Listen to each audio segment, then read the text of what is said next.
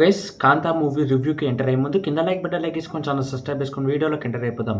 Director వచ్చేసి Selvamani Selvaraj, hero Dulquer Salmaan, heroine Bhagyashri. సినిమా కథ విశేషానికి వచ్చేస్తే డైరెక్టర్ హీరో మధ్యలో ఉన్న ఈగో, అదేవిధంగా సమస్య వల్ల హీరోయిన్ భాగ్యశ్రీ ఎలా చచ్చిపోతుంది, అదేవిధంగా దానివల్ల ఎలాంటి కొట్లాటలు, అదేవిధంగా ఈగోకి సంబంధించిన పంచాదులు ఎలా జరుగుతాయి అనేది సినిమా. నిజంగా సినిమా కథ ఎక్కడి నుంచి మారిందంటే రానా గారు వచ్చినప్పటి నుంచి నాకైతే చాలా చాలా ప్యూర్ ఆర్గానిక్ యాక్టింగ్ లాగా అనిపించింది. అంటే సినిమా లోపలికి తీసుకోండ్రు రానా గారు వచ్చినప్పుడు. ఫస్ట్ హాఫ్ నుంచి సెకండ్ హాఫ్ దాకా మాట్లాడుకుంటే ఫస్ట్ హాఫ్ నాకు జెన్యున్గా ఎలా అనిపించిందంటే సినిమా అనేది ఏంద్రా సినిమా ఇట్లుంది, ఏమైపోతుంది అని అనిపించింది.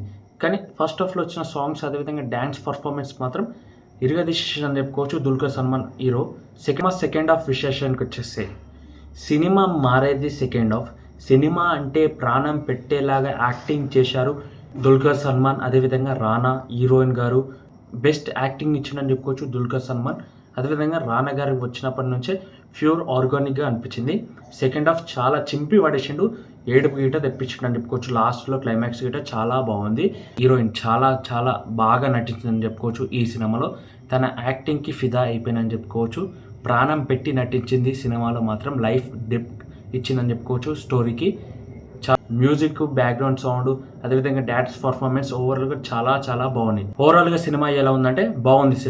సినిమాకి వెళ్ళండి, థియేటర్లోనే ఎక్స్పీరియన్స్ చేయాలి ఇలాంటి సినిమాలు.